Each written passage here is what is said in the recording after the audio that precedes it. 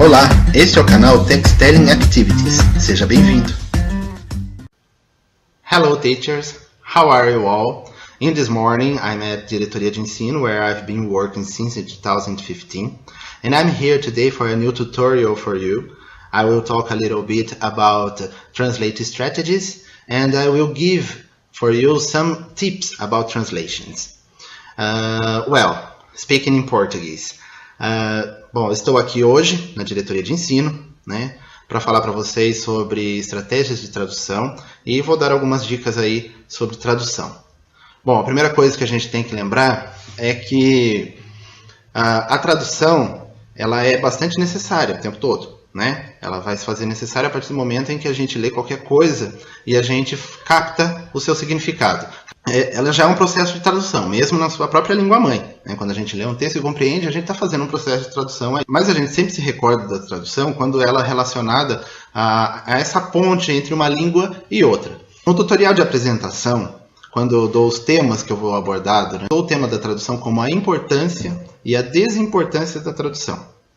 Acabei de falar que a tradução é um processo importante para todos, desde a nossa língua-mãe. Então, como que ele pode ser desimportante? Na verdade, o que eu estou querendo dizer é que ela é desimportante dependendo do objetivo da atividade que você está dando em sala de aula. Então, nós estamos falando da prática da sala de aula. O nosso currículo do Estado de São Paulo está muito voltado na competência leitora e na competência escritora. Mas, se você perceber, usando as estratégias de leitura às quais eu já me referi no tutorial anterior, você vai perceber que elas se bastam. A partir do momento que o aluno consegue compreender bem o que está sendo dito naquela atividade, naquele texto, e ele consegue concluir os exercícios, consegue concluir as atividades, você não necessita formalizar a tradução em texto escrito, fazer a versão em texto escrito. Então, esse tipo de trabalho, de você pegar, ficar dando dicionário, isso perde muito tempo, ok? Você pode sim fazer uma atividade de tradução, de criar uma versão de um texto escrito dentro do currículo ou não, ou qualquer outro texto que você queira levar para a sala de aula, sim, você pode fazer esse tipo de exercício, mas não é um exercício corriqueiro dentro de sala de aula. Você pode fazer 1, 2 no ano, afinal de contas a gente tem, né, o profissional da tradução, que é uma coisa que eu vou falar um pouquinho aqui sobre esse profissional da tradução. Afinal de contas, a gente fala muito aí sobre a motivação de se aprender inglês, mas a gente não aborda muito isso em sala de aula, sobre a questão do profissional da tradução. Quem vai usar realmente o inglês muito na prática, muito essas habilidades de traduzir, de captar um sentido em outro, de abordar, de fazer as adequações, vai ser o profissional da tradução. Bom, então falando um pouquinho aí sobre tradução em si. Primeiramente, falar sobre a definição da palavra tradução. Passando para o inglês, a palavra translate. Né? Temos aí a palavra translate, que vem, por sua vez, do latim. Né? A palavra translatio. Se assemelha muito com a nossa palavra em português, né? Translado. Podemos entender aí que o tradutor ele é aquela pessoa que vai atravessar mensagens entre fronteiras. Um provérbio italiano sobre tradutores que diz o seguinte: traduttori traditori, né? Traduzindo, tradutores traidores. Nossa, mas por que traidores? Justamente, a tradução nunca é completa, nunca ela é 100%. O tradutor sempre vai precisar trair o texto original para poder adaptar para a cultura receptora. Então, quando a gente lê uma tradução, ela já não é mais a mesma coisa que o texto original. Ela tem a sua adaptação, ela tem sim a sua versão.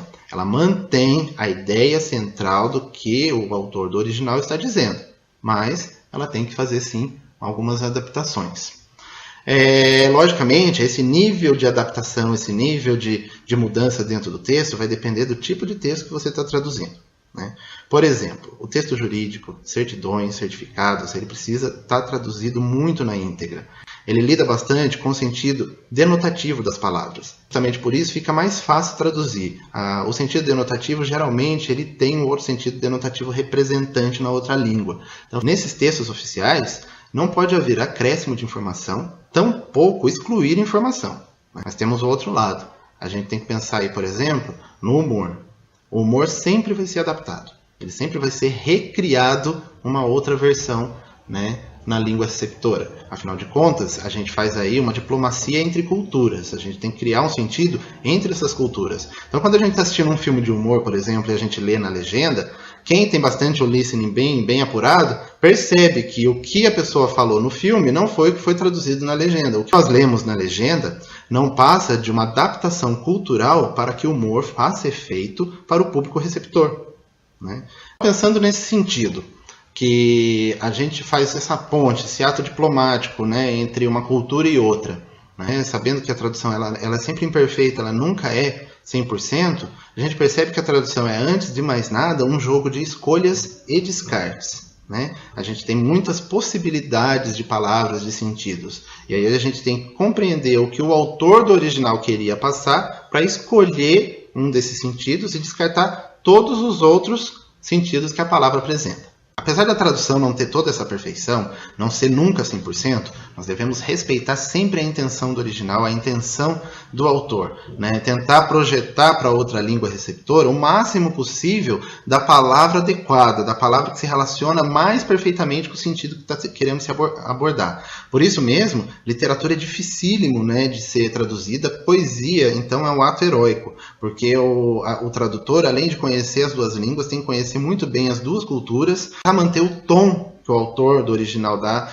tentar entender por trás de cada palavra, de cada sentido, qual é a conotação. Aí é o sentido conotativo que a gente está falando. Então a gente precisa entender qual é a conotação que esse autor está pretendendo colocar dentro desse texto. Então, isso mesmo, o número de profissionais dentro do mercado da tradução literária, ele é muito pequeno. O que nós temos a maioria aí é o tradutor jurídico, o tradutor dos textos prescritivos, né, que é o texto aí de instrução, os manuais, né, o texto teórico, o texto didático, né, o texto técnicos em geral, que trabalha com o sentido denotativo da palavra, sendo mais fácil, né, esse trabalho, temos aí a maioria dos tradutores voltado para esse tipo de tradução. Assim, o tradutor ele precisa conhecer muito bem o universo do assunto que está sendo traduzido. Justamente por isso que, às vezes, um tradutor literário ele não vai ser bom em traduzir um texto técnico, e vice-versa. Os tradutores também, costuma-se dizer que o bom texto traduzido é o que a gente pega da língua estrangeira e traduz para a nossa língua mãe, pois é muito difícil um tradutor conseguir ter domínio muito completo de uma outra língua para fazer, por exemplo, a passagem do inglês para o espanhol, né, que não é a nossa língua, no caso da nossa língua mãe. Agora que vocês conheceram um pouquinho do universo da tradução, vamos ver um vídeo animação apresentando algumas dicas aí sobre o ato de traduzir. Até mais! Dicas preciosas para a tradução. Leia todo o texto lançando mão das estratégias de leitura para entender seu contexto geral antes de começar a traduzir, pois, muitas vezes, uma dificuldade no início do texto é explicada mais adiante. Ao usar o dicionário, você perderá muito tempo. Use-o somente quando for estritamente necessário. Se você não entender uma determinada palavra, mas entender o contexto geral, aquela palavra não fará falta na primeira leitura, antes da formalização do texto traduzido por escrito. Use e abuse da busca por cognatos e do acesso à sua intuição. Se o seu palpite faz sentido, economize mais esta consulta ao dicionário. O verbo no gerúndio também demonstra outras funções e classes gramaticais. Volunteering is fun and rewarding. Voluntariar é divertido e gratificante. Do e does podem funcionar como ênfase. She does work. Ela realmente trabalha. O verbo frasal pode ser acompanhado de uma preposição ou partícula adverbial e tem o seu sentido mudado. They get a suitcase and go out for a walk. Eles pegaram a mala e saíram para um passeio. Quando a oração começar com o pronome it, é melhor traduzir a oração sem considerá-lo. It's an excellent condition and I'm selling it for only $18,900. Está em condição excelente e eu estou vendendo por apenas $18.900. O advérbio there, ali, aí, lá, torna-se o verbo haver quando acompanhada do to be. There are some advantages. Há algumas vantagens. O modal must nem sempre significa obrigação. It must be Sandra. Deve ser a Sandra. Suposição. A conjunção since nem sempre é desde. You reach fewer people since audiences tend to be more specific. Você alcança menos pessoas, já que as audiências tendem a ser mais restritas. Conjunções como and, but, however, although, besides, because e outras são palavras que ligam as orações atribuindo sentidos de adição, contraste, causa, consequência, entre outros. Lembre-se que o pronome relativo, quando se refere ao objeto da oração, pode estar oculto em inglês, enquanto que em português este pronome deve estar presente. The girl I love is so pretty. A garota que eu amo é tão linda. Não faça a tradução literal, palavra por palavra, pois o texto traduzido pode ficar artificial, confuso ou até mesmo incompreensível. A tradução, antes de tudo, é uma ponte cultural. How old are you? Quanto velho você está? No grupo nominal em inglês, comece a tradução pelo substantivo, a fim de reorganizá-lo. Saber reestruturar os grupos nominais garante a compreensão adequada de boa parte das orações nos textos. Forest Habitat Protection Projects – projetos de proteção ao habitat florestal.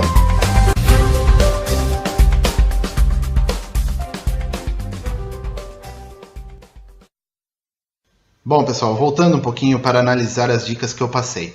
Na primeira dica, eu falo sobre o uso das estratégias de leitura. Somente lembrando que essas estratégias eu já tratei em vídeo tutorial anterior, ok? A segunda dica fala para evitar aí o excesso de uso de dicionário. A terceira dica fala da busca de cognatos, assunto também que eu tratei no tutorial anterior. A quarta dica que aparece no vídeo trata do gerúndio exercendo outras funções gramaticais, como por exemplo a palavra volunteering, traduzido como voluntariar, um substantivo, e também a palavra rewarding, como gratificante, um adjetivo. A próxima dica fala sobre do e does e sua função enfática. O do e does, nós conhecemos o sentido como verbo fazer e também como auxiliar do present simple, mas nesse caso está simplesmente fazendo uma função enfática, ok? Então, she does work, ela realmente trabalha. Na sequência, o vídeo pede para ficar atento aos phrasal verbs, justamente porque os phrasal verbs, conforme a preposição e a partícula adverbial que está junto a ele modifica seu sentido. Os phrasal verbs são bem difíceis de se entender. A gente consegue, às vezes, lembrar bastante alguns que estão no nosso cotidiano, no nosso dia a dia, na hora de se falar e de se aprender inglês. Mas aqueles um pouco diferentes, a gente tem que buscar um pouco o sentido, sim, né? Em dicionário é um pouquinho mais chato. É a hora que a gente vai necessitar um pouco de um apoio para traduzir esses phrasal verbs. Sobre o pronome it, falamos aí na dica que é melhor traduzi-lo ocultando essa palavra. Não somente ele. A gente tem que lembrar aí que em português nós temos as desinências verbais, que nem eu trabalho. Em inglês isso já não existe. Então, I work, eu trabalho. Se eu for traduzir, eu posso pôr diretamente, trabalho. Agora, sobre o modal must e sobre também a palavra since, nós estamos tratando um pouquinho aí sobre a questão da polissemia. Então, não somente essas palavras, mas muitas outras palavras têm vários sentidos dentro da língua inglesa. Assim como em português, existem as palavras polissêmicas, que significa ter vários sentidos. Existe uma outra dica no vídeo que trata das conjunções. Justamente, as conjunções, ela vem com sentido pronto. Se você conseguir identificar essas conjunções e identificar o sentido que ela dá dentro do texto na hora de ligar uma frase à outra, isso facilita muito o trabalho do tradutor. Essas dicas também nos chamam a atenção para os pronomes relativo quando ele está se referindo a um objeto da frase. Por quê? Em inglês, geralmente esses pronomes relativos são ocultados no meio da frase. Em português, não. Em português, o pronome relativo sempre vai aparecer. É a falta que a gente sente na hora de traduzir de diversos ques pelo texto. Então, às vezes, o texto fica um pouco incompleto. Tente colocar um que nesta frase e ver se não faz sentido. Isso vai ajudar muito na sua tradução. Por fim, a nossa atenção é atraída para os grupos nominais e a sua reorganização.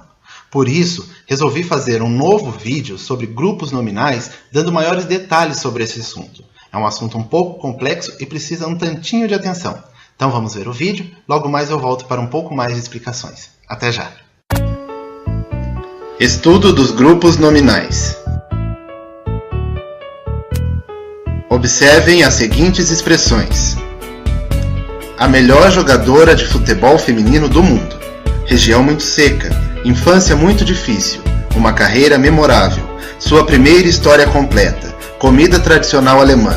Nome de família do meu pai.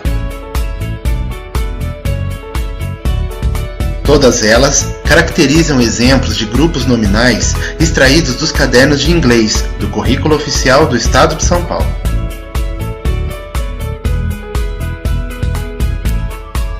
Cada um destes grupos contém uma palavra principal cuja ausência prejudica todo o sentido. Assim, as palavras jogadora, região, infância, carreira, história, comida e nome são consideradas os núcleos desses grupos nominais.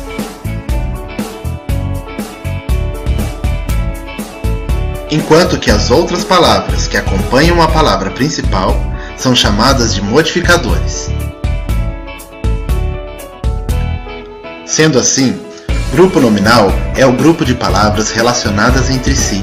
São palavras que se juntam para formar um sentido fechado. Num grupo nominal, encontramos a head word, núcleo ou palavra principal, e os modifiers, modificadores ou palavra suporte. O núcleo é representado pelo substantivo, e os modificadores são representados por artigos, numerais, pronomes, advérbios, adjetivos e substantivos também. Agora, observemos os mesmos exemplos em inglês. World's best female football player, very dry region, very hard childhood, a memorable career, her very first complete story, traditional German food, my dad's family name. Contrariamente à versão traduzida, no inglês a head word aparece sempre ao final do grupo, enquanto que os modifiers surgem ao início das expressões. Ao depararmos com os grupos nominais em inglês nos textos, precisamos adequar a distribuição das palavras My dad's family name, nome de família do meu pai.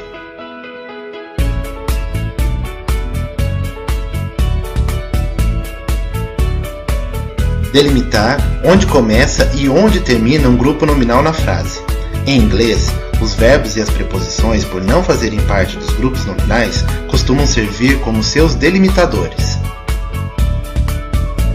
Lembrar que a tradução de uma língua para outra nem sempre é feita com o mesmo número de palavras. Como a palavra very tem somente a função de enfatizar a palavra first, podemos ocultá-la na tradução, ou optar por traduzir as duas palavras unicamente pelo superlativo primeiríssima.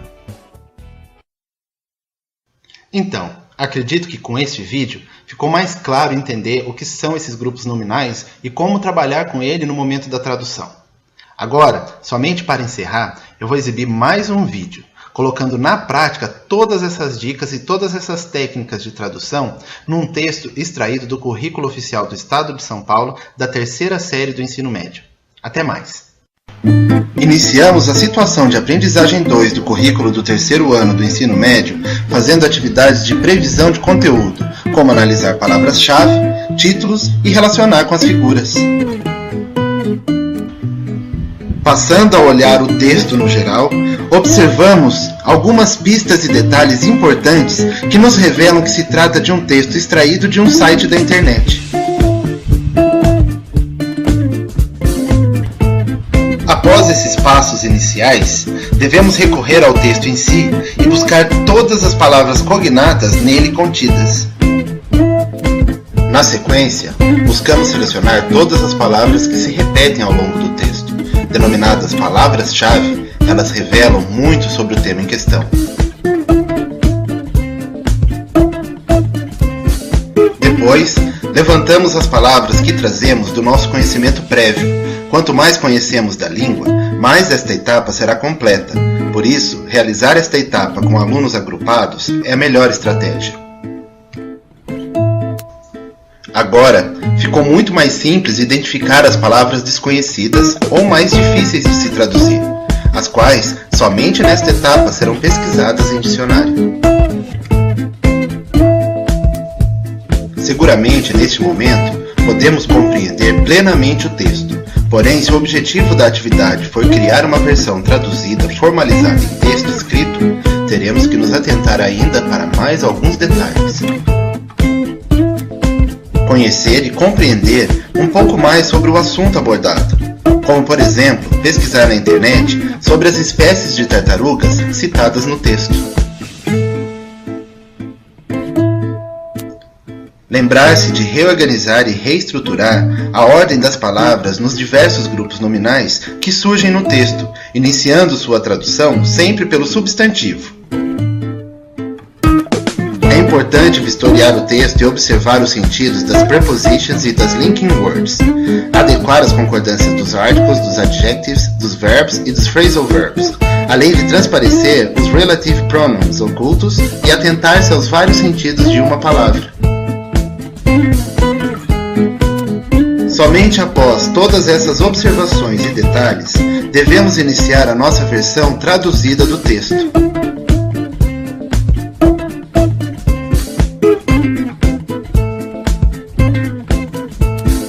Vale lembrar que nada está fixado ou definitivo no ato de traduzir, sendo a tradução, antes de mais nada, um jogo de escolhas e descartes. Bom, pessoal, por hoje é isso. Acredito que esse tutorial tenha sido útil e as vídeos e explicações tenham sido bem proveitosas para vocês, para melhorar um pouco aí a nossa prática de tradução. Então, até já. See you in the next tutorial. Bye. Aproveite, inscreva-se, deixe seu like nos vídeos e muito obrigado.